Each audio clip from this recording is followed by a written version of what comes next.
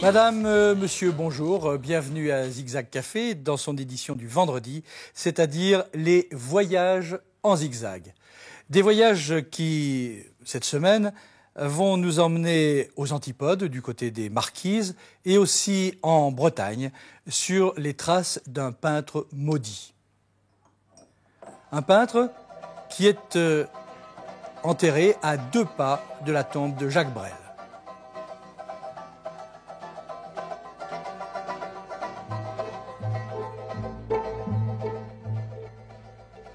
La pluie est traversière, elle bat de grain en grain. Laquelle je veux savoir. Quelques vieux chevaux blancs qui fredonnent Gauguin.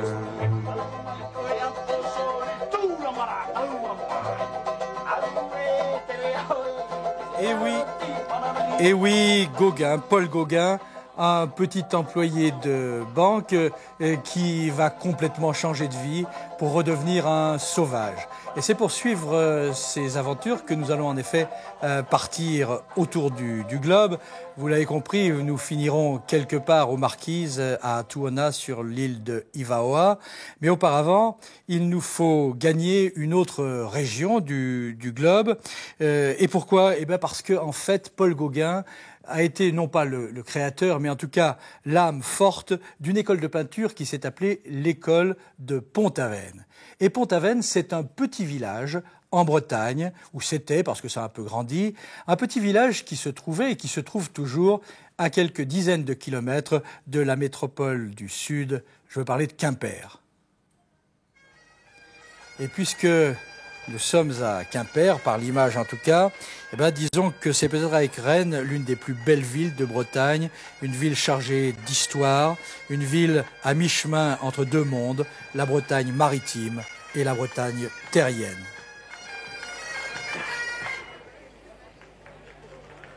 On retrouve ces rivières, toute cette eau très présente tout au long de l'histoire de la ville. Il y a 3 rivières à Quimper. D'ailleurs, le nom même de Quimper vient des rivières, parce que Quimper en langue bretonne veut dire confluent.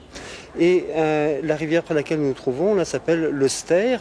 Et on peut voir donc le long du Ster encore des vestiges des remparts, puisque les rivières donc protégeaient ces remparts, formaient des douves naturelles sur 3 côtés de la ville. Donc le Ster qui est ici, l'Audet qui est la rivière principale, et le Frout donc qui est un petit peu plus loin.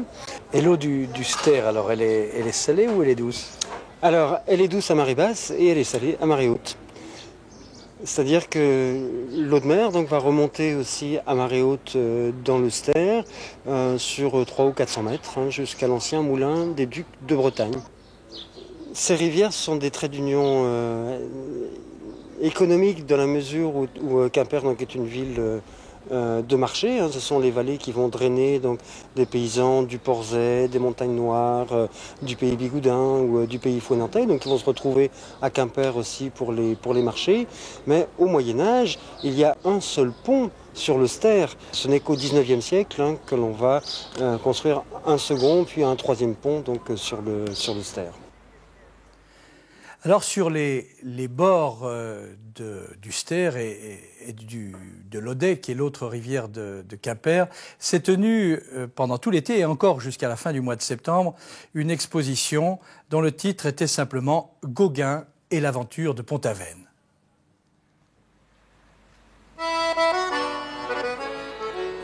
Une exposition rare, car les toiles de Gauguin atteignent aujourd'hui des cotes invraisemblables et le collectionneur hésite à s'en séparer.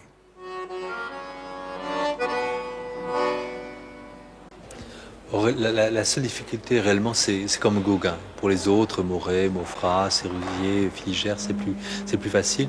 La difficulté pour Gauguin, c'est que l'un des artistes certainement les plus chers, les plus recherchés du monde. Sa notoriété ne cesse d'augmenter et ça se voit par les cotes atteintes en vente publique. Et donc les œuvres sont souvent demandées, souvent sollicitées. Parfois elles sont fragiles. Gauguin peignait sur des sacs de jute, avec des matières où il ne préparait pas. Il était toujours fauché, donc il n'avait même pas d'argent pour acheter la bonne toile. Et donc il peignait sur des supports très fragiles. Donc beaucoup d'œuvres sont imprésentables, maintenant intransportables. Et donc la difficulté, c'est d'avoir ces œuvres, mais nous savions dès le début que nous n'aurions pas certains grands chefs-d'œuvre, la Vision du Sermon, la Belle Angèle, le Christ jaune, etc. Mais qu'importe, nous avons essayé de trouver d'autres œuvres, peut-être moins connues, dans des collections privées. Peut-être les transports aussi étaient plus chers, au Japon, Buenos Aires, Sao Paulo et autres. Et les faits, elles sont choisies parce qu'elles rentrent dans cette démonstration, dans ce propos. Évidemment, ça coûte très cher, c'est très lourd à organiser, il y a des conditions de sécurité parfois épouvantables, mais c'est la raison, c'est le métier. Alors, j'imagine que, évidemment, c'est l'aventure de Gauguin, mais c'est aussi d'abord une sacrée aventure de monter une exposition comme celle-là, ou même de la penser. Non, l'idée c'était de raconter une histoire, parce qu'il y a une vraie histoire sans éluder les problèmes esthétiques ou de réflexion sur la création, mais c'est une vraie histoire, et une histoire invraisemblable d'abord d'un petit village, 1500 habitants, depuis 20 ans ils sont envahis par les artistes, quand Gauguin arrive ils sont 150 pendant l'été, ce qui est absolument invraisemblable. Imaginons ce village au fin fond de la Bretagne, totalement isolé, qui est devenu à la mode, on dirait actuellement c'est un bon plan, et tout le monde connaît Pont-Aven dans les ateliers parisiens, on se refile l'adresse. Pourquoi? Parce qu'à la fois c'est un lieu très pittoresque, la Bretagne est à la mode, et puis en même temps il y a différents hôtels, la population accueille les gens, tous les habitants aménagent des greniers vitrés pour en atelier, des appentis, des garages, etc. Les gens acceptent de poser moyennant finance, et donc c'est une vraie histoire d'un village.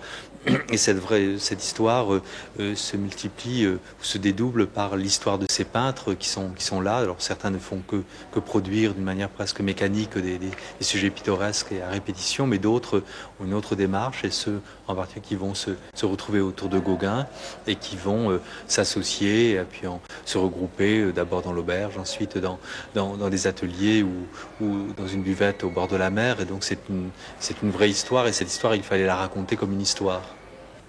Quand on parle de Pont-Aven, on pense bien sûr à Gauguin, mais il n'est pas le premier. Non, depuis les années 60, d'abord 7, puis 10, puis 20, 30 peintres surtout américains, surtout anglo-saxons, ont pris l'habitude de venir dans ce village. Alors pour quelle raison? Parce que la Bretagne est à la mode, parce que ils se détournent de Barbizon, de la forêt de Fontainebleau qui commence à lasser.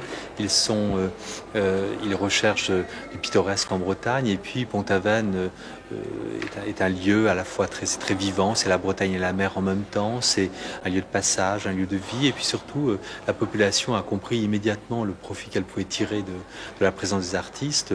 Il y a des hôteliers, qui acceptent par exemple d'installer des tableaux dans les salles à manger, il y a des auberges pour les fauchés, il y a surtout la population qui comprend la peinture, c'est quoi? Souvent la peinture ça sent mauvais et ça colle, et donc il faut peindre non pas dans des chambres d'hôtel mais dans des ateliers, donc on aménage des ateliers dans des fermes, dans des garages, dans des greniers, et puis surtout la population accepte de poser. Ils ont compris, ils ont un sens commercial très fort, et ils ont compris que la peinture pouvait rapporter, donc ils accueillent d'une manière extraordinaire, et cette colonie va devenir une sorte de référence dans les ateliers parisiens. Les artistes, souvent étrangers, sont là pour 2-3 ans, et à la fin du printemps, ils sont à la recherche de ce qu'on appelle un bon plan, une bonne adresse. Et donc des professeurs comme Bougreau, qui vient sur place, ou d'autres, leur disent mais allez à Pont-Aven, parce que d'autant plus que ceux qui ont commencé à y peindre ont obtenu des succès au salon, où des tableaux ont été achetés par les musées français, et donc c'est un effet de bouche à oreille, de mode, et puis d'esprit grégaire aussi. Les peintres, il y a un esprit de rapin, ils adorent se retrouver ensemble, et donc ils vont passer 15 jours, un mois, chaque été, et donc Gauguin ne fait que suivre le mouvement, et il arrive parce qu'il connaît ce lieu de réputation. Et alors, dans l'exposition comme dans la vie, il y a avant Gauguin, pendant Gauguin, avec d'ailleurs des absences, des départs, des retours, et puis après Gauguin. Oui, ces 5 séjours ont été fragmentés. Il vient, il part à la Martinique, il revient, il part à Tahiti, il revient, etc. Et pendant ce qu'on appelle l'école de Pont-Aven, c'est autant ces artistes qui l'ont rencontré parfois uniquement à Paris ou qui l'ont rencontré sur place, ceux qui ont vu ses œuvres qui étaient laissées au Pouldu ou à Pont-Aven. C'est tout un ensemble et donc c'est une vraie aventure collective, une vraie aventure humaine et qui les marque très durablement. Et dans l'exposition comme dans la vie, ça n'est pas Gauguin d'un côté et les autres d'un autre, c'est toujours une espèce d'interaction. Oui, parce qu'on suit vraiment ces relations. On a essayé de montrer comment ce groupe s'est créé et s'est développé. Donc certains apparaissent, disparaissent, reviennent.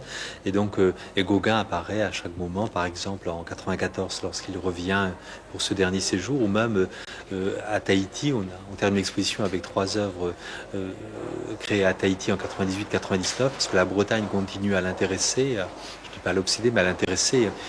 Ces œuvres ponctuent finalement toute l'exposition. André Cariou vient de le dire, Gauguin à cette période ne vit pas en permanence en Bretagne. Il y vient, il en repart, il y revient. Entre-temps, il est à la Martinique, il est à Tahiti. Mais quand il est en Bretagne, son point de chute, c'est toujours Pont-Aven.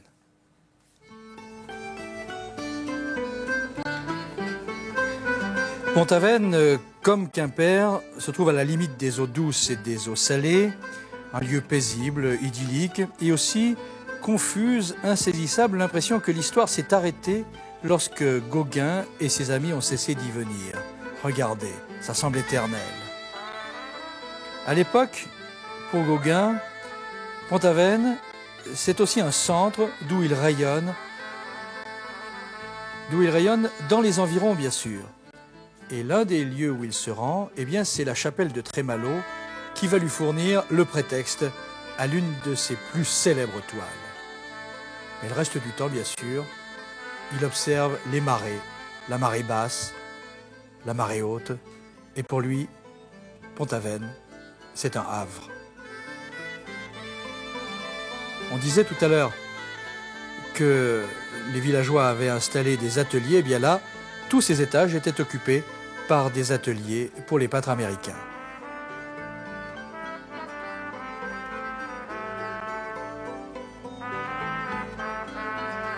Et bien sûr, aujourd'hui, ce qui a changé, c'est que, outre les artistes qui continuent à y venir, eh bien, il y a des quantités de galeries dont le fonds de commerce, finalement, c'est Gauguin et l'école de Pont-Aven.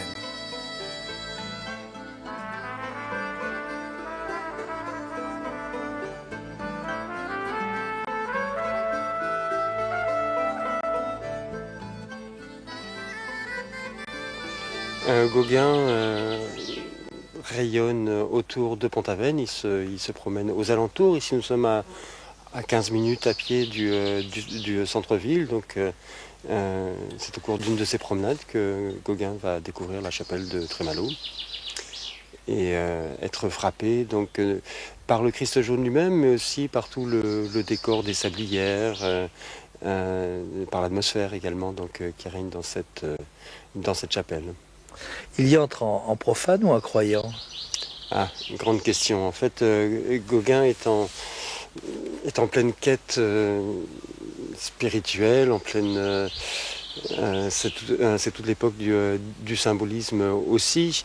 Mais le Gauguin va se définir en fait lui-même finalement comme... ou définir l'artiste comme un rédempteur. C'est-à-dire qu'il donne complètement de sa personne à l'art, ce qui permet de l'identifier finalement donc, au crucifié. Aujourd'hui, dans la chapelle de Trémalot, le Christ est effectivement jaune. Il l'était à l'époque de Gauguin ou c'est une invention? Oui, alors le Christ en question, donc c'est un crucifix du XVIIe siècle qui avait déjà une teinte jaune. Il a été restauré donc assez récemment, donc le pigment a repris un petit peu d'intensité, mais il avait effectivement une coloration jaune. Ce qui est inventé, par contre, ou ce qui est transposé, donc c'est le fait de ne pas représenter le Christ sur son mur, mais au contraire en extérieur, devant un champ, avec des personnages donc, qui sont également au pied de la croix. Là, c'est tout l'apport de Gauguin, c'est tout l'apport de la composition. Il faut se rappeler donc, que c'est une peinture symboliste. À propos de couleurs justement, hein, donc on a ce jaune et l'autre œuvre très connue donc avec un Christ, c'est le Christ vert donc qui représente la déploration donc qui est au pied du calvaire de Nizon. Alors on peut se demander bien sûr pourquoi vert, hein, donc est-ce qu'il y a déjà donc une notion de puissance intrinsèque des couleurs, ou bien est-ce que tout cela part peut-être d'un petit peu de mousse hein, que le présente sur le calvaire. À Pont-Aven, Gauguin est avec tous ses amis, avec tous les peintres. Ici, il vient seul. On peut le penser dans la mesure où un des thèmes qu'il aborde, donc c'est celui de la solitude aussi, de la solitude de l'artiste épié d'ailleurs quelquefois. Il y a un autre tableau qui est un petit peu moins connu, qui montre le Christ au jardin des Oliviers, où on voit deux silhouettes à l'arrière-plan qui semblent se cacher, peut-être les pieds, peut-être épier aussi donc la nouveauté de ces idées. Oui, même à Trémalot, donc, il semble que Gauguin se sente épié. Alors que dire de Pont-Aven qui grouille, qui fourmille d'artistes venus un peu de partout.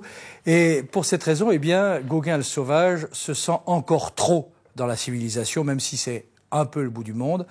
Et c'est la raison pour laquelle il va découvrir, pas très loin, un hameau, le Pouldu, et une buvette.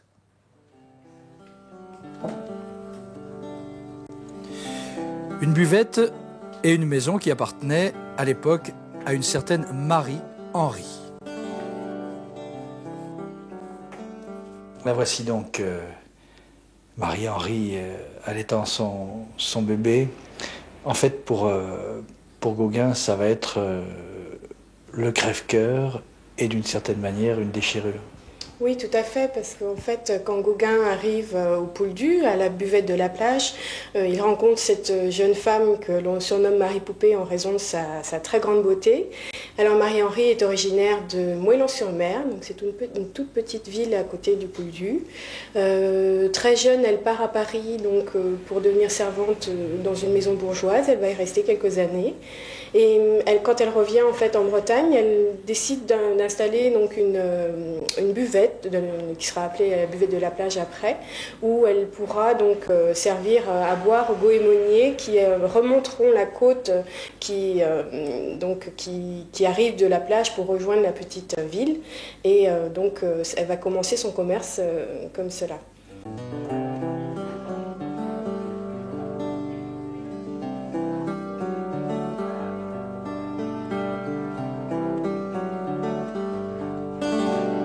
Et voici donc à l'étage la petite chambre qui était attribuée, réservée à Paul Gauguin. En fait, ici, il est en fuite, il est en quête. Dans quel état d'esprit est-il lorsqu'il vit ici, dans sa chambre du Pouldu ? Alors, lorsqu'il vient au Pouldu, il fuit donc la fréquentation très très intensive des peintres à Pont-Aven. Donc là, il veut retrouver le caractère sauvage, isolé, donc d'un lieu donc au bord de la mer. Et ensuite, il est à la recherche aussi de nouveaux sujets d'inspiration pour sa peinture. Donc, il est toujours en quête de nouveaux paysages, de nouveaux visages, pour s'imprégner en fait de la culture bretonne, mais il y a un autre facteur très très important aussi, c'est le côté économique, puisque Gauguin est complètement désargenté. D'ailleurs il se fait payer sa pension par son élève Meyer de Hahn, et donc il vit d'une manière très très très simple ici, et c'est important pour lui parce que dans cette période de sa vie où il a pas du tout d'argent et il ne peut subvenir à aucun de ses besoins et des besoins de sa famille. Oui, à propos de famille, il n'a plus ou plus guère de contact avec sa femme, avec ses enfants qui sont retournés dans les pays nordiques. Oui, tout à fait. En fait, la seule relation qu'il aura avec sa femme, ce sont les lettres qu'il envoie. Il écrit beaucoup plus souvent à sa femme qu'elle ne lui répond. Sa femme se retrouve seule avec ses enfants donc, dans son pays d'origine. Et elle lui en veut beaucoup d'avoir abandonné ce statut de banquier travaillant à la bourse et avec une situation tout à fait correcte. Elle lui en veut beaucoup d'avoir abandonné ce statut-là pour vivre complètement misérablement. Il ne vit pas du tout sa peinture, il ne peut pas gagner sa vie avec, et il insiste et il se persuade que c'est ça sa vie. Et donc, oui, c'est très très difficile, et donc sa femme ne va plus le revoir, et il va vivre aussi un peu désespéré de cet isolement et loin de sa femme et de ses enfants. Et quand Gauguin va revenir en Bretagne après un séjour à Tahiti, eh ben Marie-Henri, ça ne sera plus du tout la jeune femme qu'on désire, ça sera l'adversaire dans un procès. Oui, tout à fait. En fait, quand Gauguin doit partir assez précipitamment du Pouldu, il ne peut pas payer sa pension, puisque Meyerdewan a déjà quitté le Pouldu, et donc il laisse en gage ses tableaux, ses sabots, sa palette de peinture. Et lorsqu'il va revenir au Pouldu pour récupérer donc ses œuvres, Marie-Henri va pas être du tout d'accord, et donc Gauguin va entamer un procès contre Marie-Henri qu'il va perdre. Donc c'est vrai qu'il n'a pas... il va pas garder un souvenir extraordinaire de cette rencontre à cause de ce procès qu'il va perdre. Et alors ici, on n'est pas dans un atelier pourtant, et c'est sans doute ce lieu qui va conserver, en tout cas au mètre carré, la plus grande densité d'œuvres de Gauguin et de Meyerdewan. Comment ça se passe ? Oui, en fait, c'est très intéressant, puisque ici, on a des décors, donc des œuvres monumentales qui sont mises à l'échelle de la pièce qui va les recevoir. Et en fait, ce sont les plus grandes œuvres de Gauguin en termes de dimension. En revanche, je ne suis pas sûre qu'il accorde autant d'intérêt artistique et esthétique à ses œuvres qu'il en accorde à ses tableaux ou à ses céramiques. Mais maintenant, nous, à notre époque, on les considère comme des œuvres très intéressantes, des œuvres vraiment magistrales. Ce qu'il faut préciser, bien sûr, c'est que nous sommes ici au milieu de répliques d'une reconstitution, sinon ce serait sans doute le lieu le plus coûteux, le plus riche, le plus protégé du monde. En fait, que sont devenus les originaux et pourquoi ont-ils été ainsi dispersés ? Alors, en fait, quand Marie-Henri se retrouve toute seule à la buvette de la plage, les années passent, elle rencontre un critique d'art qui s'appelle Henri Moteret et qui la persuade de déménager, de quitter donc le Pouldu pour aller vivre dans une maison beaucoup plus confortable et qu'elle n'a plus besoin de tenir un commerce. Et donc Henri Moteret lui conseille d'emmener tout ce qui est démontable pour qu'elle l'emmène avec elle. Mais il reste sur les murs les œuvres peintes directement sur le plâtre et elles vont être très rapidement recouvertes de tapisseries. Et la légende dit qu'en 1924, la nouvelle propriétaire veut refaire donc la décoration de sa pièce, demande les services d'un artisan et enlève donc 7 épaisseurs de tapisserie pour finalement découvrir les tailleuses de lin qui sont derrière moi et l'oie. Et donc il révèle en fait la présence d'un décor qui était beaucoup plus important. Et ces œuvres-là en fait ont été démontées. Tout ce qui était sur plâtre a été emporté par un Américain qui était un jeune peintre américain qui s'appelait Isadore Lévy. Et donc une partie de la collection est partie aux États-Unis. Et après, donc Marie-Henri a réalisé des ventes et ses filles après aussi, donc des ventes où ils ont dispersé toute la collection Marie-Henri. En un peu plus d'un siècle depuis le passage de Gauguin en Bretagne, à Pont-Aven, au Pouldu, il est évident que la Bretagne a beaucoup changé. Mais cette Bretagne profonde, qu'elle soit maritime ou terrienne, a gardé l'amour de ses traditions, l'amour du passé, l'amour de ses costumes, l'amour de ses musiques et aussi de ses broderies et de ses coiffes. Et ici, Comme on le dit d'ailleurs en breton, Cantbro, Cantguise, c'est-à-dire autant de villages, autant de coiffes. Mais ici, nous nous trouvons à Pont-l'Abbé. Des coiffes dans la région sont si hautes, bien sûr, qu'elles ne font pas bon ménage avec l'automobile. On ne croise donc plus guère de coiffes bretonnes dans les rues, mais on les retrouve toutes ou presque à la fête des brodeuses, justement, à Pont-l'Abbé. Et celle-ci de coiffe, eh bien, c'est la coiffe bigoudaine.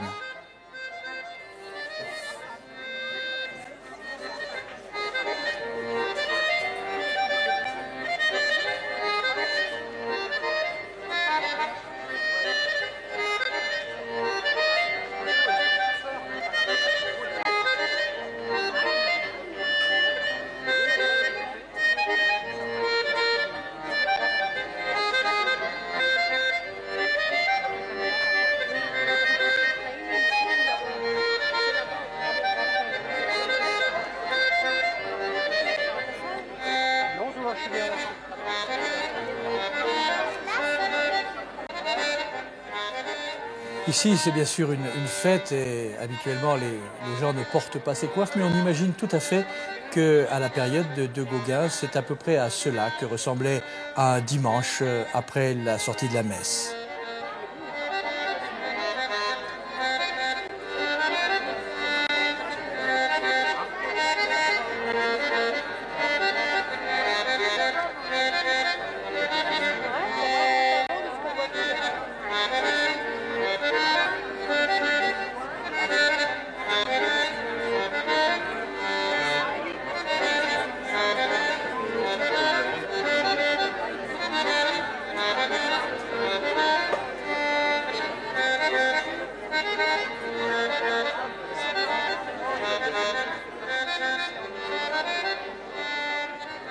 Voilà, nous allons maintenant quitter Pont-l'Abbé et ses coiffes, Pont-l'Abbé et ses gamins, car vous avez vu, les enfants aussi sont très fiers de porter le costume breton, ou les différents costumes bretons, les différentes coiffes. Il y en a 115 ou 117, paraît-il.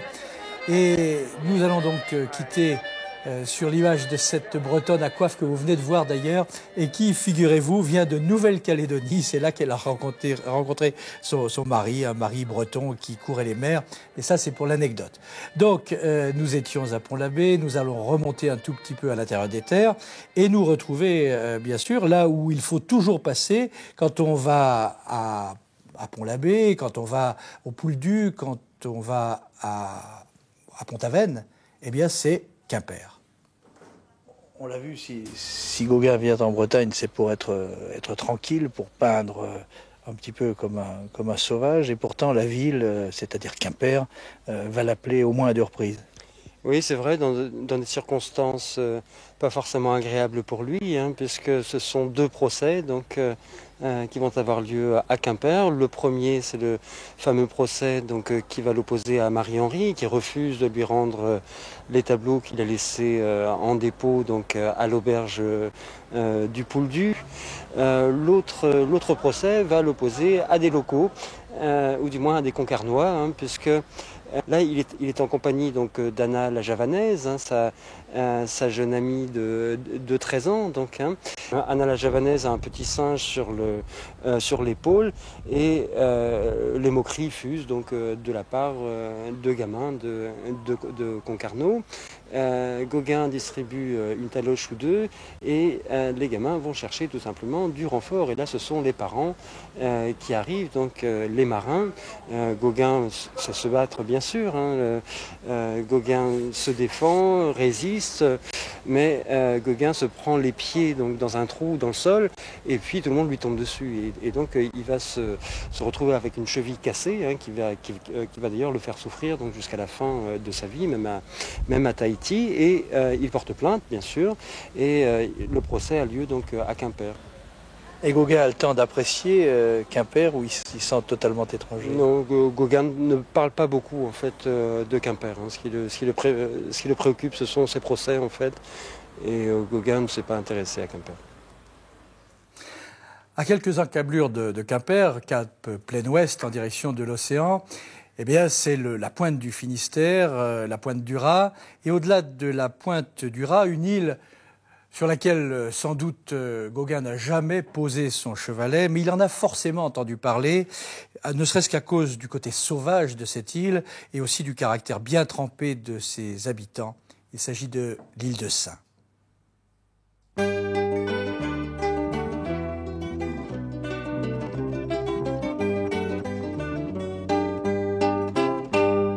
Marie-Jeanne Gabrielle, entre la mer et le ciel, battue par tous les vents au ras de l'océan, ton pays s'est endormi.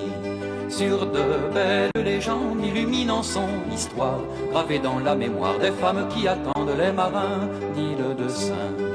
Raconte-nous l'enfant que tu étais, courant du sable fin aux galets.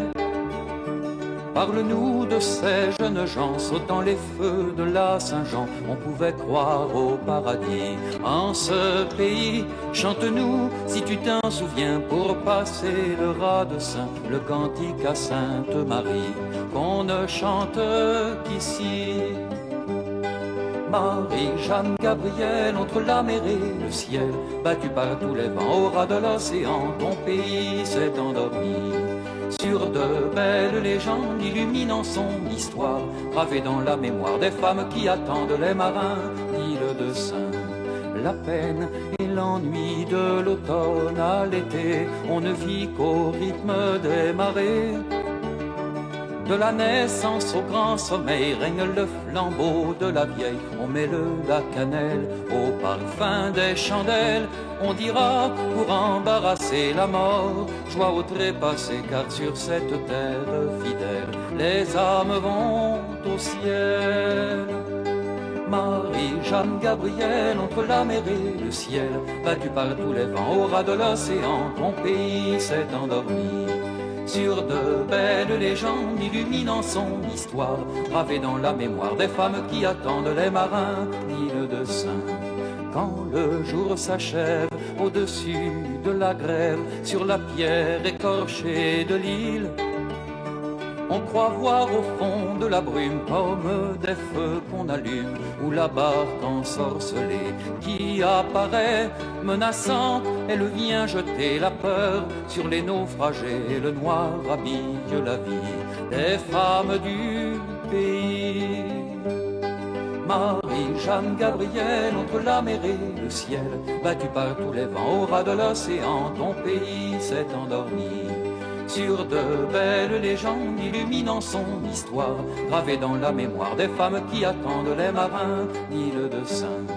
La vie a changé sur le court chemin du Nérote à Saint-Corentin.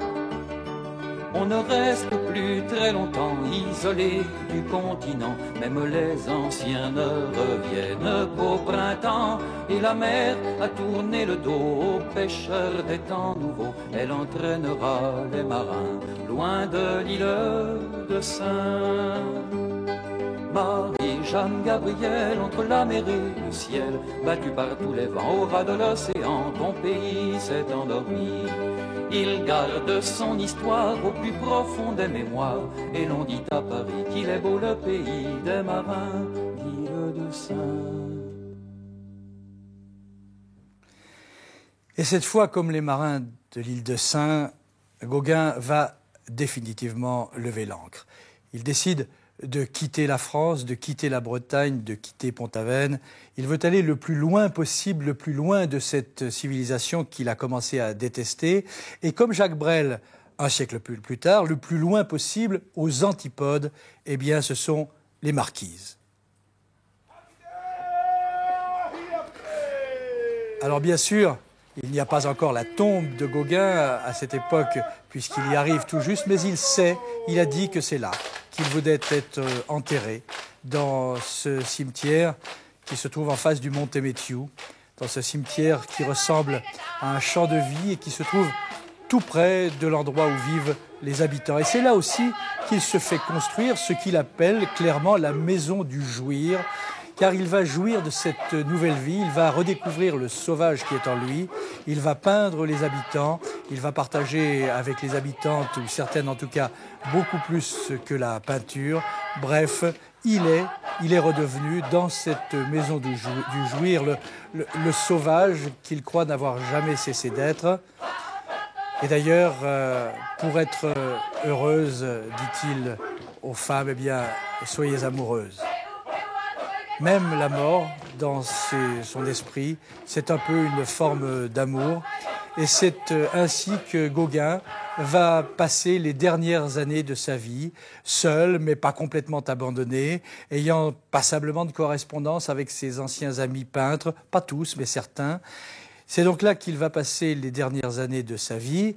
Et je dois dire que on l'a un peu oublié en Bretagne, pas complètement, mais disons que le chemin, l'école de Pont-Aven ne s'est pas arrêtée. Elle a évolué sans Gauguin, et c'est ce que va nous dire André Cariou.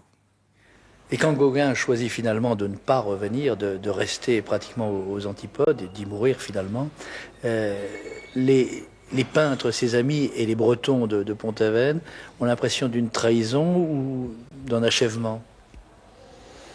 Non, pas du tout. D'abord, il est parti, mais il était parti une première fois, il était revenu. Là, personne ne savait, sauf peut-être lui-même, parce qu'il a assez vite, il était tellement écœuré de la civilisation occidentale, et en particulier ce qui s'était passé durant le dernier séjour. Il avait perdu 2 procès contre des agresseurs à Concarneau, contre Marie-Henri qui refusait de lui laisser ses œuvres. Enfin, il est parti vraiment écœuré de Bretagne, mais écœuré de la civilisation occidentale également, et donc il a décidé de larguer les amarres une bonne fois pour toutes, et rapidement il a pas mal, un de ses amis, le peintre de Montfred, il lui a dit de ramener une sculpture pour mettre sur sa tombe à Tahiti. Donc je pense qu'il savait à ce moment-là qu'il ne reviendrait pas. Mais sur place, certains se sentaient un peu libérés, par exemple des paysagistes comme Auré Maufra, qui étaient plutôt impressionnistes avant Gauguin, qui ont été influencés, mais parce qu'il avait une forte personnalité, ils sont retournés à un impressionnisme un peu plus édulcoré, un peu plus facile à son départ. D'autres ont évolué, ont continué, poursuivre leurs recherches, comme Jourdan ou Sérusier. D'autres ont adopté une peinture, une sorte de compromis. C'était, je crois, quand même très dur de poursuivre cette démarche, d'avoir la même tension que Gauguin. C'est donc en 1903 que Gauguin va quitter cette terre, cette vie, cette planète, qu'il va abandonner ses amis, ses autres sauvages des Marquises, et qu'il va, en effet, commencer à appartenir à l'histoire de l'art. Un siècle plus tard, à Quimper, là où il est passé, là où il a eu ses 2 procès, les faïenceries de Quimper, qui sont une espèce d'institution et qui sont aussi un lieu de création artistique, se sont souvenus du passage de l'histoire et de la vie de Gauguin. On est ici totalement dans la tradition artisanale, tradition artistique. En quelques mots, quelle est l'histoire de ce lieu? Alors la première faïencerie de Quimper est apparue il y a 313 ans, en 1690, et c'est Jean-Baptiste Bousquet, un Provençal qui venait de Moustier-Sainte-Marie, qui l'a fondée. Bon, il a choisi Logmaria, notre quartier, car il réunissait toutes les conditions pour le travail de la faïence. Il y avait bien sûr l'Audet, la rivière qui coule un peu plus bas. Il y avait aussi l'argile qu'on tirait de cette rivière et les bois tout aux alentours du quartier pour le combustible pour les fours. Et le dernier descendant de Jean-Baptiste Bousquet se nommait Antoine de la Hubaudière. Pour cette raison, la première faïencerie de Quimper va s'appeler HB, donc H pour Hubaudière, B pour Bousquet. Alors ensuite, en 1870, s'installe à Quimper une seconde manufacture, en Rio, et en 1968, HB reprend Rio. Donc il y a fusion entre les 2 sociétés. On est là dans une tradition longue, depuis des décennies, des siècles, on fait presque la même chose, et tout à coup, Gauguin, il est venu comment dans la maison d'une certaine manière? Alors il faut savoir que cette année, nous fêtons le centenaire de la mort de Gauguin, et les faïenceries, pour marquer l'événement, ont décidé de créer un décor en son honneur, et on fait appel à Christine Noël, une de nos peintres. Christine Noël, c'est vous qui avez conçu ce décor Gauguin pour l'année des peintres. Comment l'avez-vous conçu? D'où vient l'inspiration? Est-ce la vôtre? Est-ce celle de Gauguin? La mienne, j'espère. Tout est parti parce qu'on a découvert dans le puits de Gauguin des tessons de céramique avec un décor de la faïencerie HB Henriot, évidemment très ancien. Et ça a un peu été le déclic pour créer un décor qui commémore cette année 2003, cette année Gauguin, et qui permette de peut-être prendre un tournant pour la faïencerie vers une orientation peut-être un peu plus moderne ou un peu plus différente. Alors, comment concevoir un décor pour parler de Gauguin sans le plagier, sans copier et tout en lui restant, entre guillemets, un peu fidèle? Ben là, tout simplement, j'ai réfléchi de manière très artistique en tant que peintre, puisque j'ai une formation d'artiste peintre à la base. Donc je ne me suis pas trop souciée de savoir que j'allais le faire sur porcelaine, mis à part des données techniques. J'ai essayé tout simplement de répondre aux paramètres qui étaient précisés pour acquérir le label Gauguin, puisque chaque pièce est labellisée, donc on avait quand même des paramètres très précis. Et à partir de là, il m'a fallu trouver vraiment le décor qui porte tout ce qu'on avait à dire par rapport à Gauguin, par rapport à la terre d'inspiration, par rapport à la relation que Gauguin établissait avec la Bretagne et la part qu'apportait la Bretagne dans la peinture de Gauguin. Donc le sujet, en fait, je suis partie de 3 sujets différents. Un a été éliminé d'office parce qu'il n'était pas porteur, il n'était pas bien. Ensuite, il y en avait 2. Celui-là m'apparaissait le plus simple, le plus dynamique, le plus concret pour parler de Gauguin, pour parler de la Bretagne, pour parler de ce que Gauguin recherchait dans cette Bretagne, à savoir le côté très traditionnel, très pur, très épuré en fait, sans trop de chichi, sans tout ce qui peut encombrer l'inspiration. Et ces 3 bretonnes ont existé chez Gauguin ou elles existent uniquement pour cette occasion? Non, les 3 bretonnes ont existé chez Gauguin. En fait, en observant les toiles de Gauguin, ses croquis, et aussi son travail sur céramique, parce qu'il a travaillé sur de la terre, il s'est approché de ce matériau, de cette technique, sans peut-être rentrer en profondeur, mais il s'en est approché. Il m'est apparu que ce sujet des 3 bretonnes, de cette procession de bretonnes, de ces danses bretonnes, revenait assez régulièrement. Ces 3 têtes aussi apportent un rythme très important dans une composition et me permettaient de parler de la tradition, de parler de la Bretagne, de la sensibilité bretonne, de la féminité bretonne aussi. Ensuite, ces 3 bretonnes m'ont permis de parler de Gauguin à travers la couleur, puisque c'était aussi le référent que les gens ont quand ils voient le décor, c'est la couleur, et la couleur leur fait penser Gauguin. Même si, je suis sûre, et ça c'est évident, Gauguin n'aurait jamais peint comme ça. Pourtant, avec cette manière qui est beaucoup plus moderne, qui est juste utiliser les couleurs que pouvait utiliser Gauguin, mais avec mon expression propre, puisque c'est quand même moi qui ai créé le décor, donc ça ne m'intéressait pas de reprendre la technique de Gauguin, mais de parler Gauguin à travers ce que je pouvais en ressentir et comment je le percevais, moi, en tant que peintre. Vous avez l'impression d'avoir créé une future pièce de collection? Je ne sais pas. Je ne sais pas. Je ne me pose pas trop la question. Tout ce que je souhaite, c'est que les gens aient plaisir à acheter ce décor parce que ça leur fait du bien, parce qu'ils aiment la couleur, parce qu'ils en aiment le dynamisme. Tout ce que je souhaite vraiment, c'est que les gens aient un rapport affectif avec ce décor. Bon, la collection, pas la collection, ça c'est pas de mon ressort et puis c'est pas mon sujet. Je tiens juste à faire quelque chose de beau et que les gens aient plaisir à l'acheter. Mais que dit-on dans la maison Gauguin vous semble soluble dans les faïenceries Henriot, ou ce sont 2 mondes qui se rejoignent juste le temps d'une commémoration?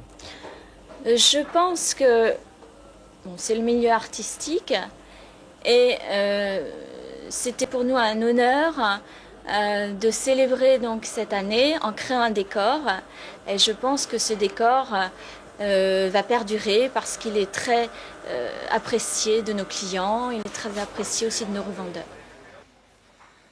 Voilà, c'en est fait de ce Voyage en zigzag sur les traces de Paul Gauguin aux Marquises et en Bretagne. Ces prochains vendredis, nous irons à Madère, nous irons en Irlande du Nord, sur l'île de la Réunion, aux Seychelles, à l'île Rodrigue. Nous irons aussi à cheval à travers l'automne dans le Jura.